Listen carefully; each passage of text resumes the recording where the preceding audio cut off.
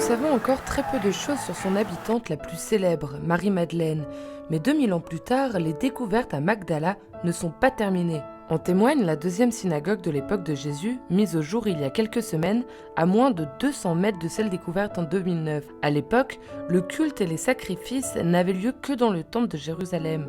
Aussi, cette nouvelle découverte constitue une contribution importante à la documentation de la fonction des synagogues.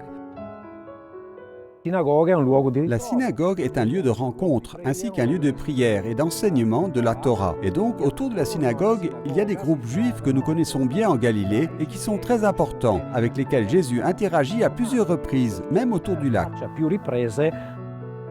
Avant sa déconstruction par Titus en 67 après Jésus-Christ, Magdala était une ville portuaire florissante de plus de 40 000 habitants, célèbre pour son industrie du poisson et ses thermes. Nous marchons sur des pavés romains et il est donc légitime de penser que là où nous posons nos pieds, les disciples, le maître et aussi Marie-Madeleine ont posé leurs pieds, puisque des femmes suivaient Jésus. Il y a 3 sites archéologiques à Magdala. La custodie de Terre Sainte, à l'ombre de l'ancien château d'eau, sera bientôt ouverte aux visiteurs. Une petite communauté de frères vit ici depuis quelques mois. Nous ne sommes que 2, mais nous essayons de vivre comme une véritable communauté franciscaine. Notre service ici à Magdala est avant tout de garder cet endroit sûr et d'en prendre soin.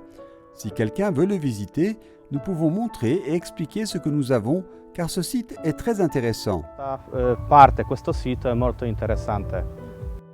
Qui abbiamo anche una piazza romana, Padre Corbo parla di piazza romana che poi diventerà... Nous avons également une place romaine ici. Le père Corbeau parle d'une place romaine qui, plus tard, est probablement devenue le quadriporticus d'un gymnase. Nous avons donc la partie centrale de Magdala qui devait être très fréquentée, puisqu'à une courte distance de la place, nous trouvons au moins 4 amarres du début de la période romaine et d'autres amarres de la période antérieure, asmonéenne et hérodienne.